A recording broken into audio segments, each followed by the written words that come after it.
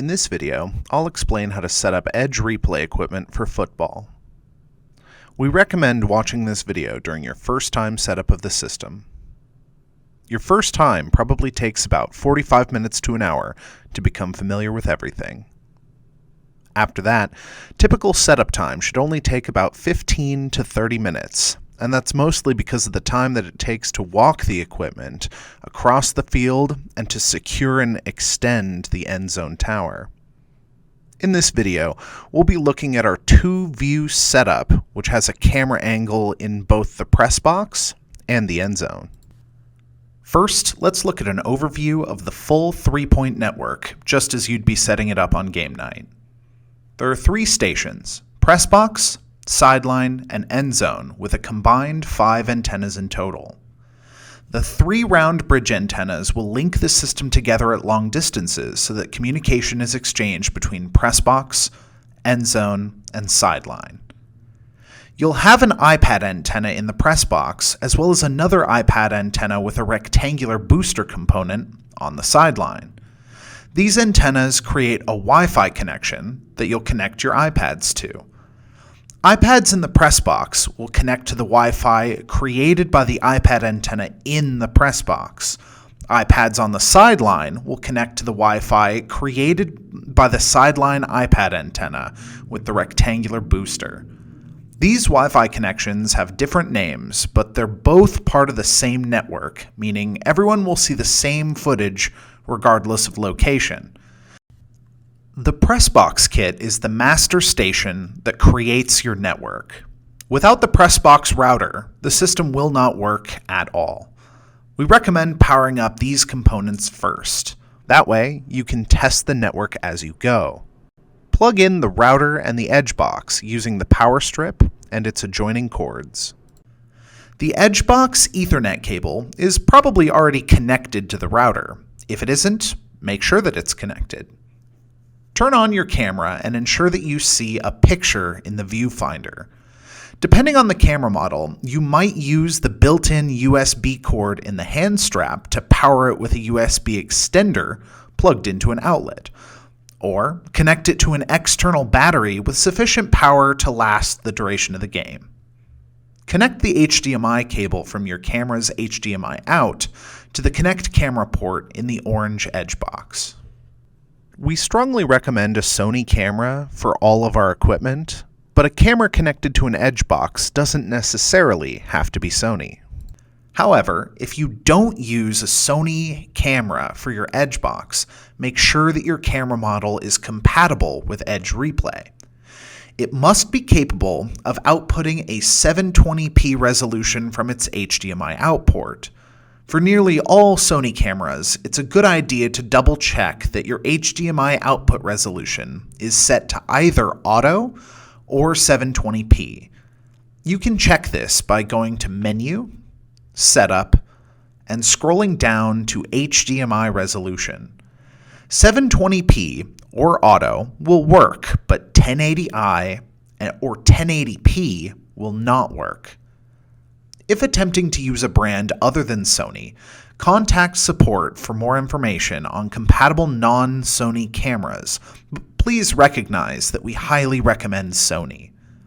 It's also a good idea to ensure that your camera's power save feature is turned off, which is also in the setup section of the menu. Next is the Pressbox network equipment.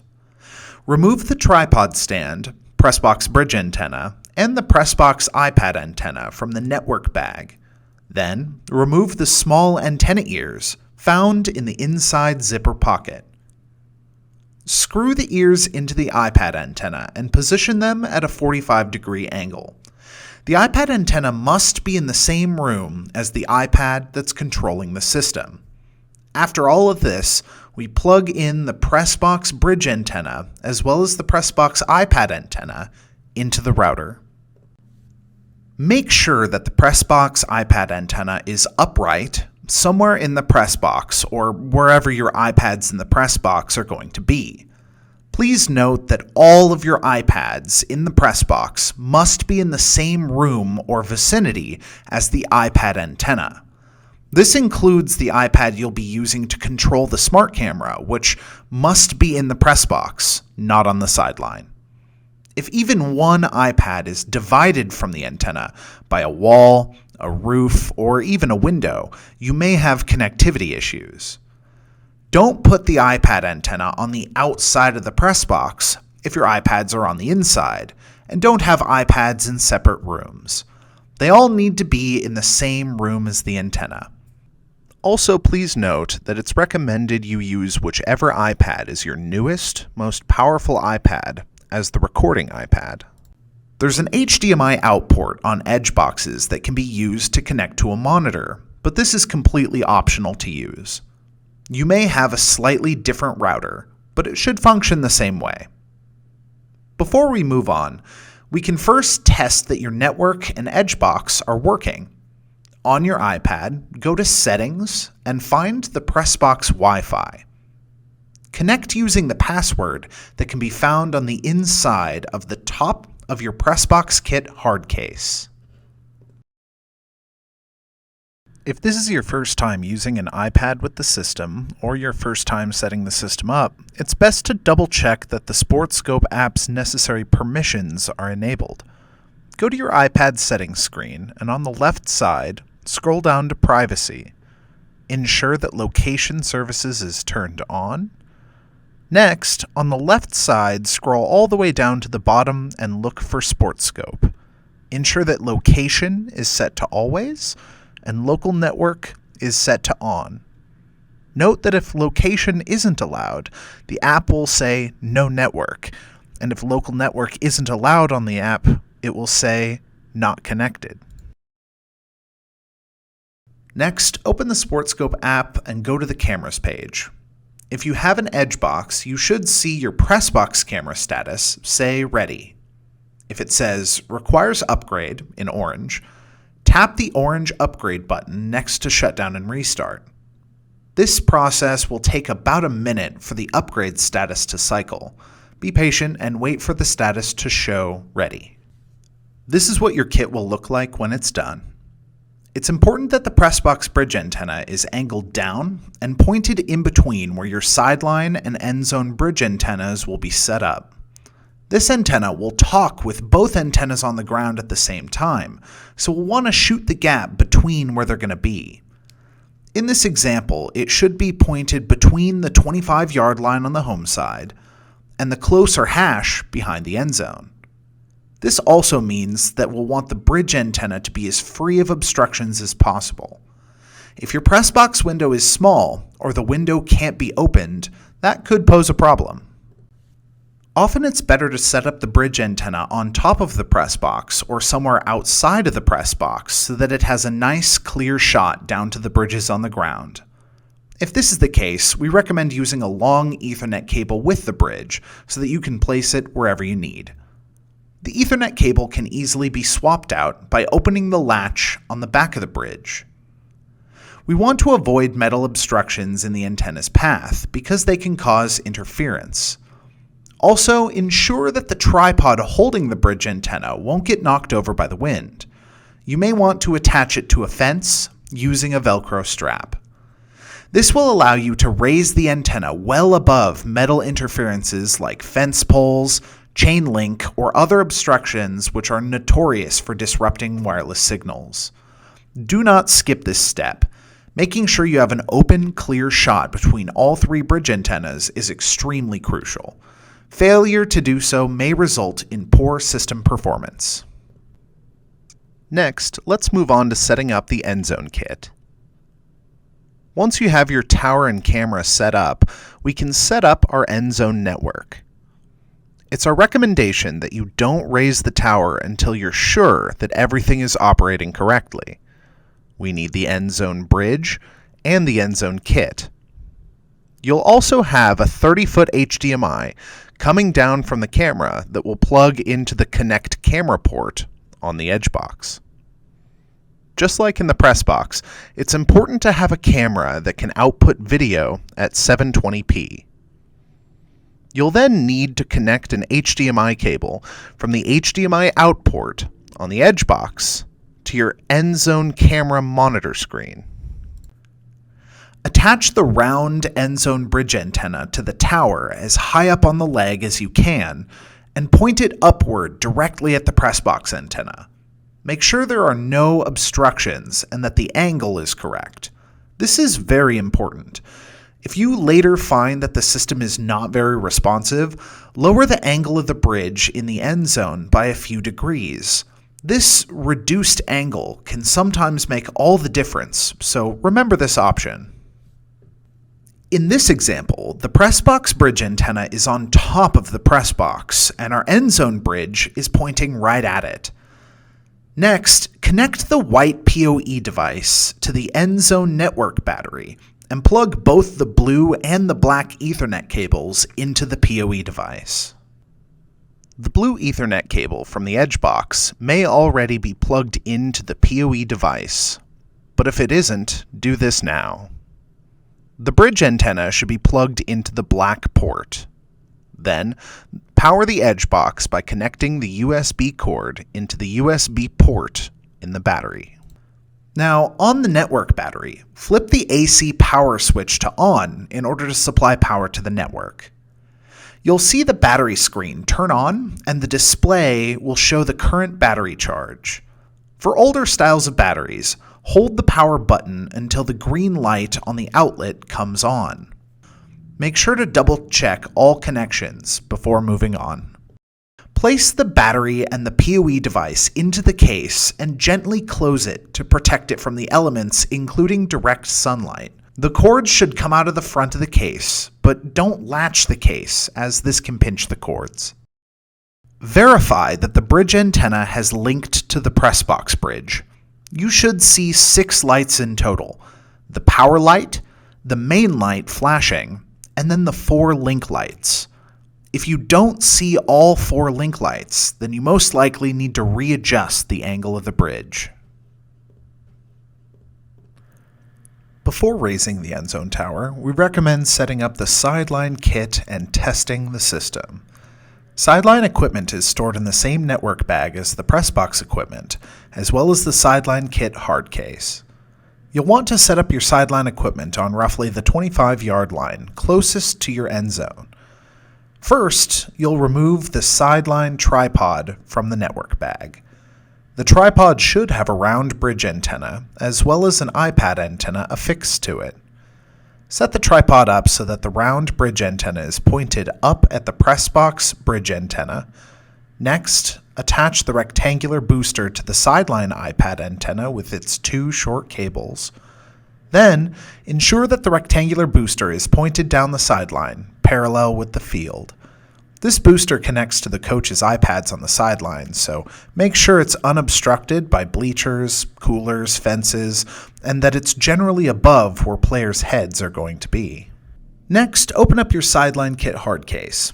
Inside, you'll see a network battery, as well as a switch, which looks like a router.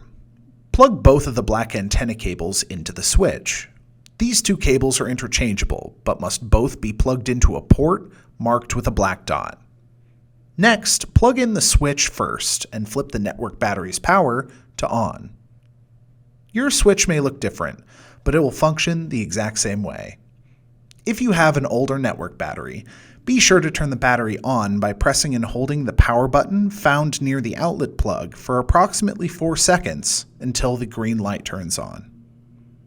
Make sure to attach the Sideline kit hard case to the base of the tripod to ensure that it won't tip over. Next, extend the tripod up as high as possible. Make sure to point the round bridge antenna up the Pressbox bridge antenna, and to point the rectangular booster down the sideline to where the iPads will be. After a few minutes, the Sideline bridge will link up to the Pressbox bridge, and you should see 6 blue lights on the side in total, 1 for power, a flashing main light, as well as 4 link lights. If you see fewer than 4 link lights, you'll need to readjust your bridge connection. Let's review our network. The Endzone bridge antenna should be pointed up at the Pressbox bridge antenna. The Sideline bridge should also be pointed directly up at the Pressbox bridge antenna.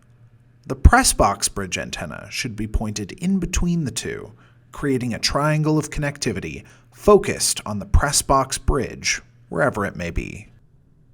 Now that all of our hardware is connected, it's best to temporarily connect an iPad to the Sideline network in front of the booster antenna and test to make sure that both camera angles are connected and that the recordings are working properly.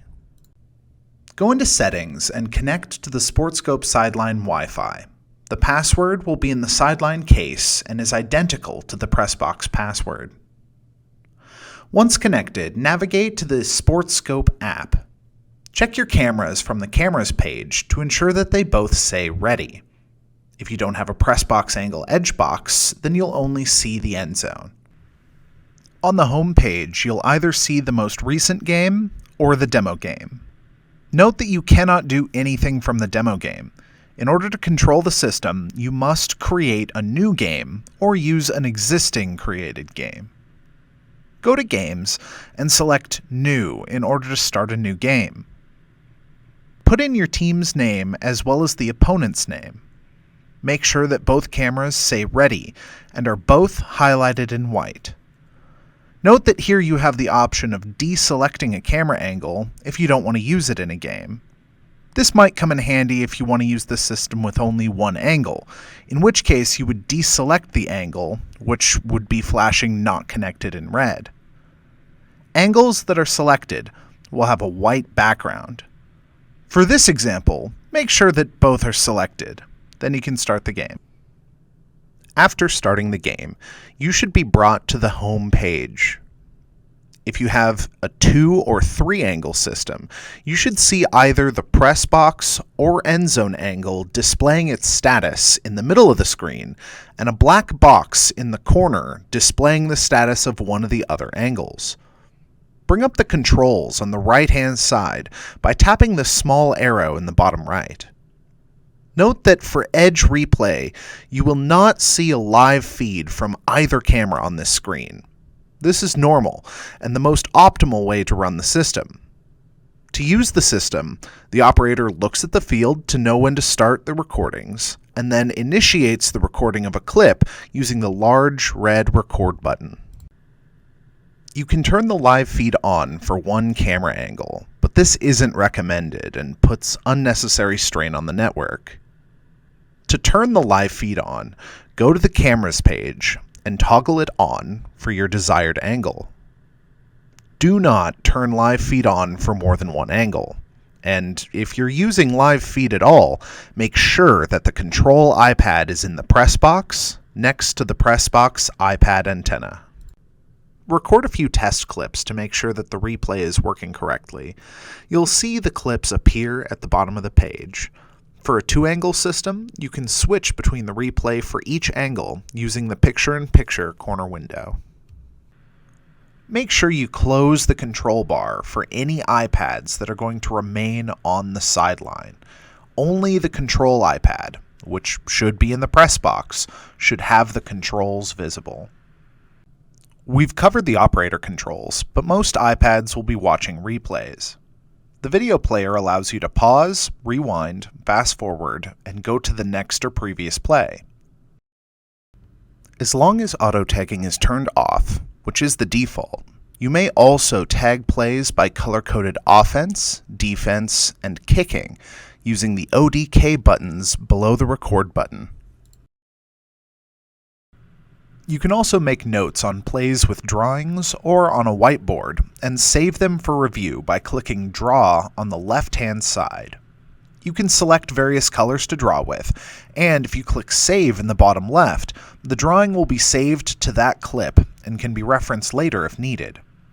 More in-depth review features are available, such as adding custom tags, sorting by your tags, favoriting plays, tagging down and distance manually or with auto tag, and even reviewing stats based off of your tagging. Tagging and other replay features are discussed in more detail in their own articles and have their own videos in our Help Center. If the tests were successful, you can now raise the Endzone tower. Return to the Pressbox and the control iPad. If you brought the control iPad to the sideline for testing, you may want to go to the Wi-Fi settings and forget the sideline network to make sure that the operator stays on the correct Pressbox Wi-Fi network. It's also best to turn the iPad's Wi-Fi off entirely before taking it to the locker room, or if moving said iPad out of the range of the antenna it's currently connected to. Once the game is over, always scroll through all the replay clips for both angles and tap the blue download arrows if there are any. Be sure to alternate from Endzone to Pressbox or vice versa after scrolling down through all the thumbnails, checking for plays that need to be downloaded. This will download any plays that might not have gotten downloaded during the game. You only need to do this on the iPad you're going to upload the plays from, but do this before disconnecting any equipment so that all plays are synced and you don't have to set up the equipment again later to obtain missing clips. You can share or delete games by using the Select option on the right-hand side in the Games menu. The Share option is how you'll upload a game by exporting all of its clips off the iPad and onto your computer, or to a service such as Huddle or QuickCut. Both services are discussed in more detail in separate articles with their own videos in our Help Center. To access the Help Center, go to the Troubleshooting page and scan the QR code with your smartphone. This will take you straight to our Help Center online. We highly recommend using this to solve most issues, as the Help Center can answer most troubleshooting problems and setup questions with a simple search. In general, you'll want to make sure that all of your iPads are compatible with the system. Use the link in the description to see our up-to-date compatibility list. The orange column identifies which iPads are compatible with the Edge Replay system. Generally speaking, it's best to use your newest iPad for the best performance. Ideally, you'll keep the total number of iPads down to 7 or less, including the recording iPad. It's possible to use more, but the system will operate more efficiently if fewer iPads are connected. It's also recommended that you keep the total number of iPads connected to the Sideline down to 3 or less for best network performance. If you're experiencing any issues, the System Info page can be a great resource. This info can be useful in diagnosing certain problems.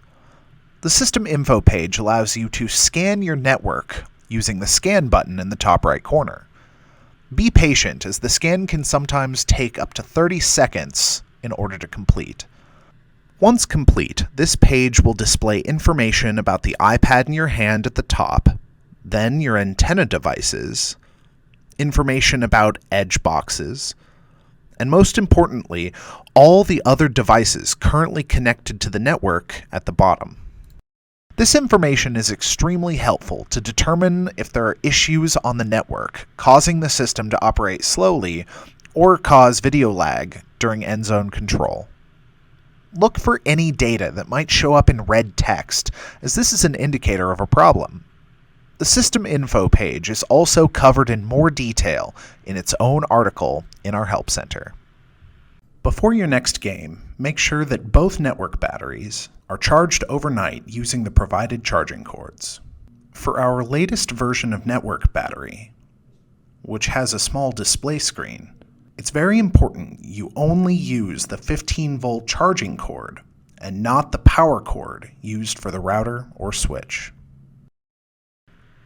Thank you for watching this instructional video and for choosing SportScope for all of your Endzone replay needs.